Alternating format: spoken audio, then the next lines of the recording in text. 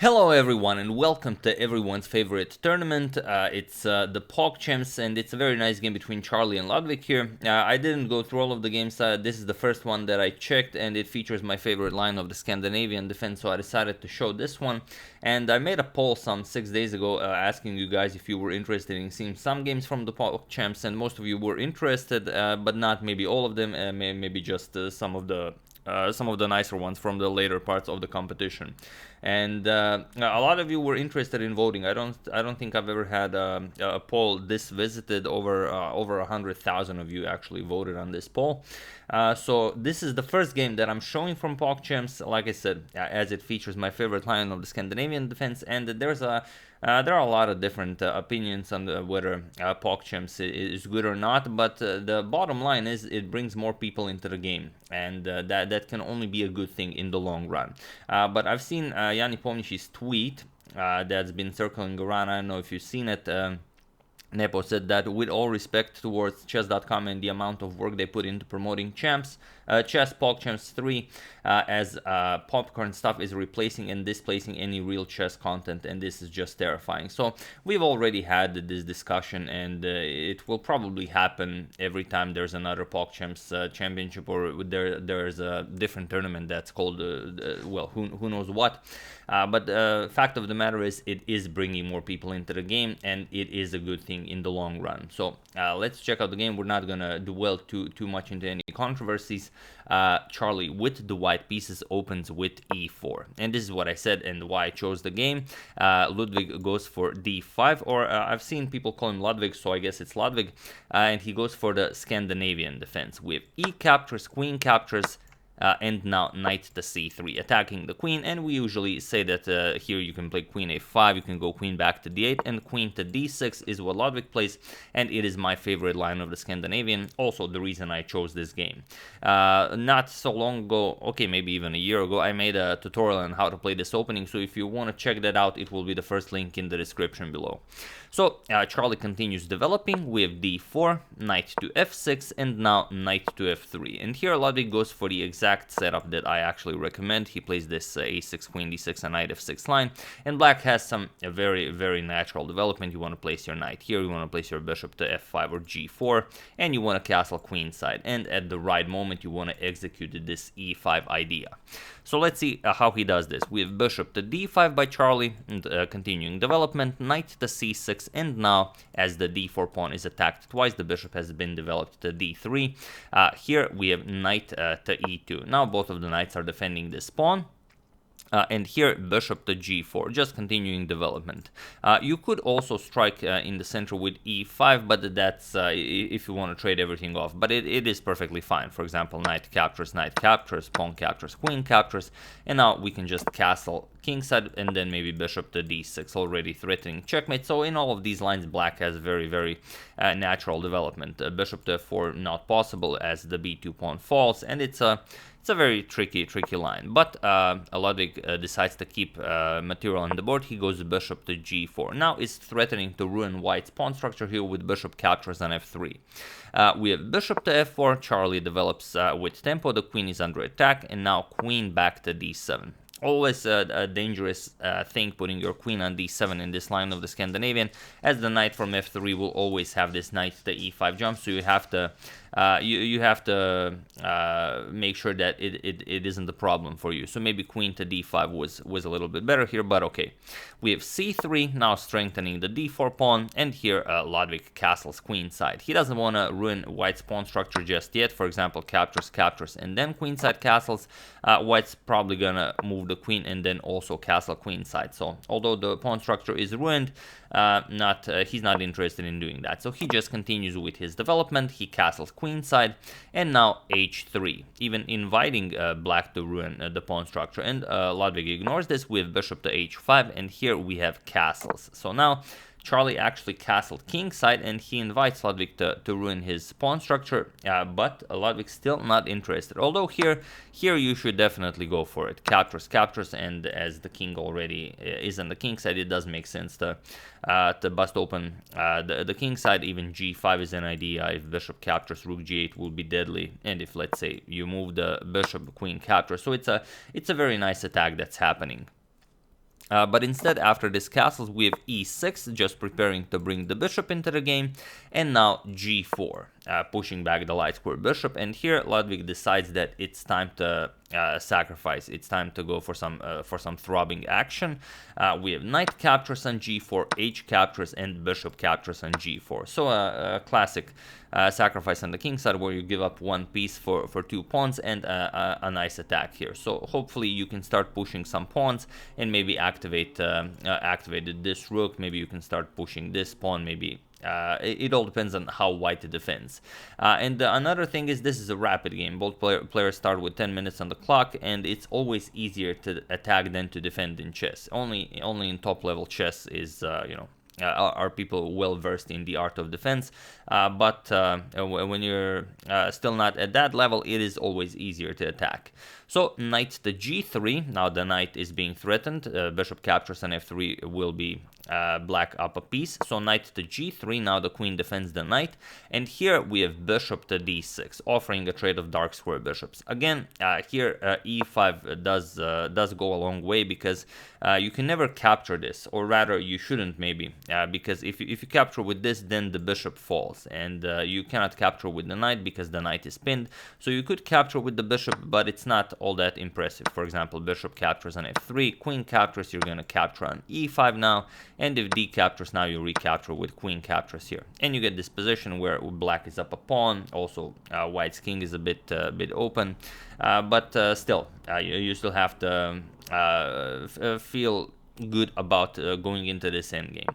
So instead, just continuing development with bishop to d6, and here Charlie trades with bishop captures, queen captures, and now bishop back to e2, as the knight is still pinned, so bishop to e2. Now you can move the knight, and here we have f6, and f6 is a very good move by Ludwig. The thing is, you want to start attacking, and although it seems reasonable to go h5, h4, and h5 is in fact the strongest move recommended by the engine, knight g5 is simply too problematic for Ludwig, because now not only is the attack not happening, but h4 is not possible, because knight captures on f7 comes with a monster royal fork. Here the queen and both rooks would be under attack. So here Ludwig prevents this by playing f6. He takes away the g5 square from Charlie's knight, and here we have queen to b3, going after that queen side, and there doesn't seem to be a problem here on the king side. So here h5, now starting with the idea, as the g5 square is no longer available, and now knight to e4. Charlie is up material, but he needs to play a few very good moves to consolidate, and the next few moves from both players are simply the absolute best. So here knight to e4 attacks Ludwig's queen, and here the situation on the clock is some 2.5 minutes for Charlie and 5 minutes for Ludwig. So Charlie has to pick up the pace if he wants to enjoy his extra material.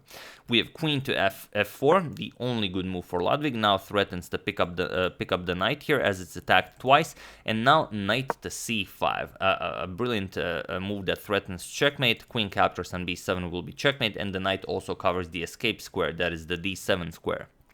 And now again, only one good move for Ludwig here, and he finds it. Knight to a5 attacks the queen and also defends against checkmate. That the b7 square is now defended, and here it's very hard to find the absolute best move, but the thing is, now you have to go back. The knight is attacked twice, and the queen to d1 is the only good move here, and it's not even this is hard to play because it looks ugly. For example, e5, and what are you doing? I mean, the rook is about to come crashing through the d file, but the point is, after a few excellent moves, rook e1, and let's say bishop h3, threatening check and mate, you have this bishop to f1, and this is how white survives. But it's still such an ugly position. For example, you can check here, king h2, and now the bishop is attacked twice. You have to captures, and you get this position where black should be better, but at least white survives.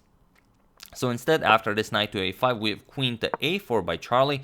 He decides to give up this knight for this knight. Also, if this bishop moves from the defense of the e6 pawn, maybe there's some knight captures on e6 action going on.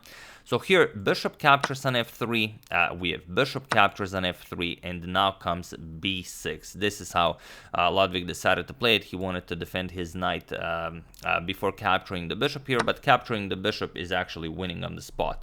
The problem is if Charlie goes queen captures on a5 to regain material equality, then rook h6 and the game is over. There is no defending against this.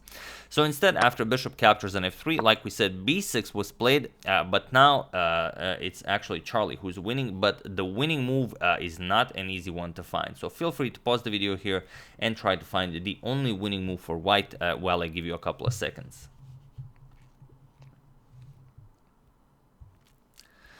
So for those of you who were able to do it, congratulations on spotting this elusive idea. And for those of you who just want to enjoy the show, it's actually bishop to g2.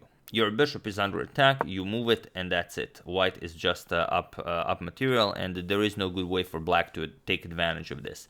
Point is, after h4, threatening some queen g4 and h3 ideas, you can simply play bishop to h3. Block the pawn and now go after this pawn. It's too dangerous to go after this pawn. For example, if knight captures on e6, attacks the rook and the queen, you can play queen g4, then threaten h3, and black is already gaining something. But after bishop h3, it's already a different story. If rook to d5, trying to get the rook in, for example, rook to g5, now it's actually okay. Now knight captures on e6, guards the g5 square, and there is no attack. And the queen is also under attack.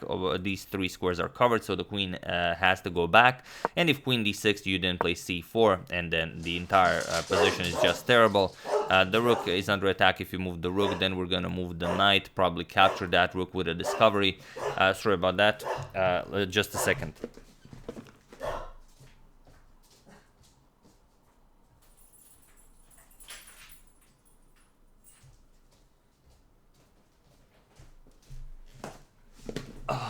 It is not the mailman, it's Yelena. So like we said, this would be absolutely crushing for white, but bishop to g2 is not an easy move to find. So here Charlie went for the immediate knight captures on e6, and now yes, he's attacking the queen, he's attacking the rook. However, there is something else here. Queen captures on f3. And this is now a problem. Knight captures on d8, we have rook captures on d8, and now rook a to e1. So this has all been played like really well. And even though white is up the exchange, it's still very scary. If black gets the attack going, if those pawns start marching forward, if this rook somehow finds a way into the attack, it's gonna be pretty scary. So here we have king to b7, getting the king away from the back rank. The problem is if you start with this, going after this idea, then queen to e8 check is also a possibility. That's the problem. And after this check, you have to go queen b7, and then queen to e4. Not only prevents the rook from going here because it's pinned, but also threatens the queen trade, and you don't really have an option here because the rook is also hanging. So that's how. That's why this rook to e1 by Charlie is such a good move. It prevents rook to d5, which would be crushing for black. So here, king b7, he gets the king out of the way, but now comes rook to e7. Charlie now goes for this very nice rook lift, rook to e7, and now g5. Ludwig starts attacking on the king's side. We have queen back to c2, trying to get the queen over to e4. This check would trade queens, and if the queens get traded off, then it's simply two rooks against the rook and the knight, and it's a winning endgame. And also the problem, there's this. All right. Sorry, Medo has a new friend and he sometimes comes over, so okay, he decided to come over now. So he's gonna help us out analyze this game. So after this queen to c2 move, we have knight to c6. Okay, away from the keyboard. Knight to c6. Now, of course, if the queen comes to e4, it's not with check, but the problem is it's still the absolute best move for white. If queen to e4, then you have to trade, because what else are you going to play? The knight cannot move, the knight is pinned, and here you kind of do have to trade. Captures, and then it's just a much better position for white.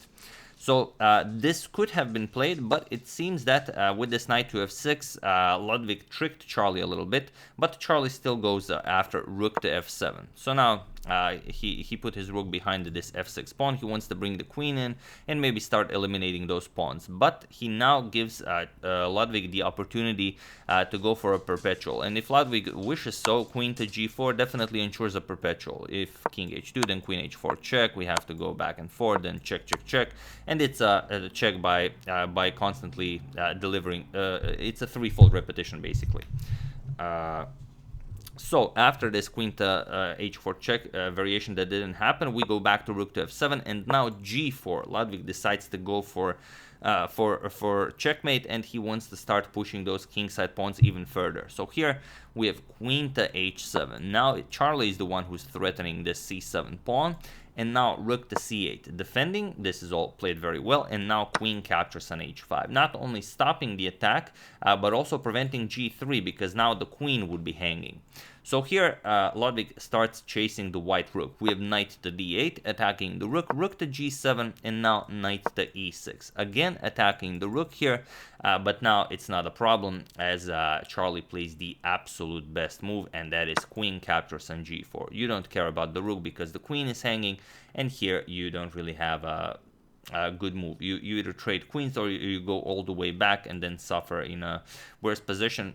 Practically, it's probably best to avoid a queen trade, since you're going to be down material, but they were both extremely low on time here, under a minute I believe. So Charlie, Ludwig decided to trade here. We have captures, captures, and now it's two rooks against a knight and the rook. We have f5 challenging the rook, and rook to h4 now. We have rook to g8 check. Finally, this rook joins the attack. Now king to h1. We have knight to g5 now, with ideas of bringing the knight to f3, but Charlie again finds the absolute best move. Rook to g1, and now the knight is pinned. It's going to get attacked one more time, and you're going to be losing material here.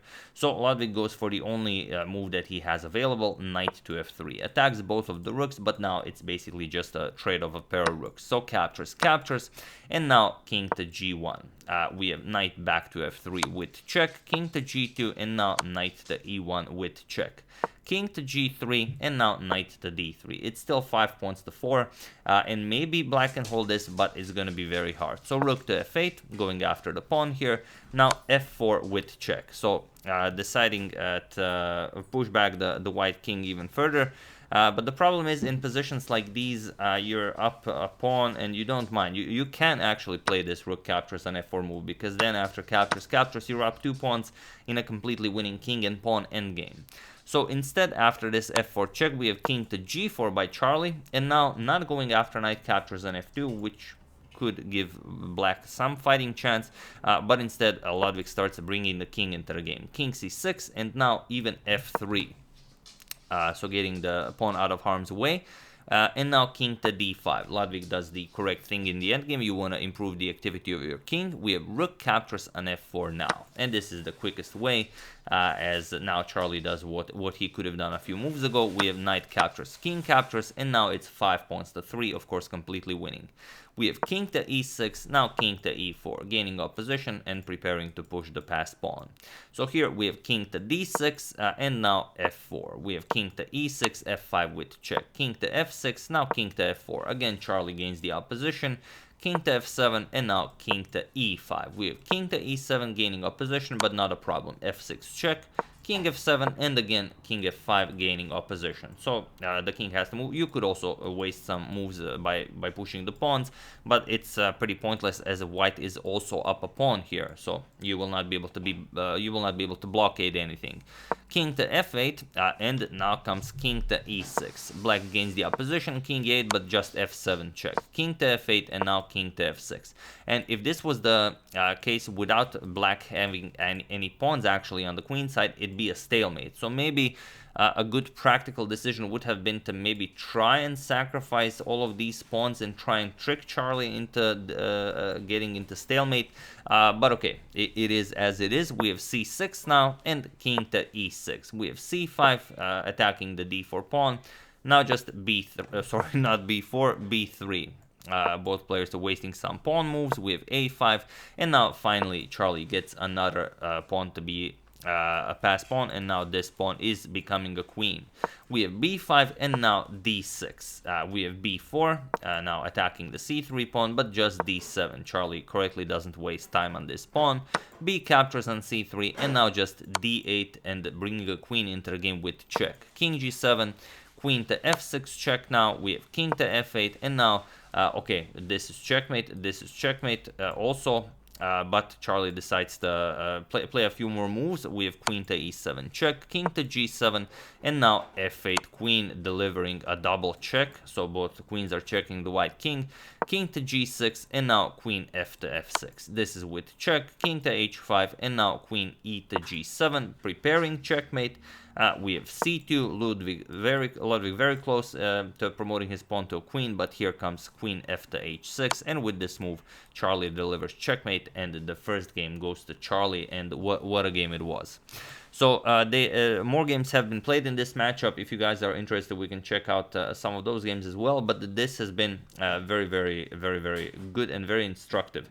And okay, they've missed a couple of better lines when, you know, there was a skirmish on the board, but all in all, this was a very impressive game, and the games are becoming of a much higher quality than in the first Pogchamps championship. Then of course in the second it was better than in the first, and now it's the games are again of much higher quality. So who knows, in Pogchamps edition 20 players might be rated 2250, 2300, who knows. So yeah, that's the game. Hope you guys enjoyed it. Like I said, if you're interested in the Scandinavian defense, check out the link in the description below. And yeah, if you have any of your other favorite games that were nice, such as this one, do share them in the comment section. Use the hashtag suggestion, and I'm gonna go through your suggestions and see if we can check out some of the other games that we can show. So once again, hope you guys enjoyed it. I would like to thank Sandip Menon, Ezra Taito, Enaidin Mijic, Balan Stanka, and Hunter Fike for contribution to my channel. Thank you a lot, I really appreciate it. As usual, you can check 2 of my previous videos here. Thank you all for watching, and I will see you soon, continuing the coverage of the Morphy saga, checking up on your wonderful suggestions, and whatever else happens in the chess world. So thank you all, I will see you soon, and have an excellent rest of your day.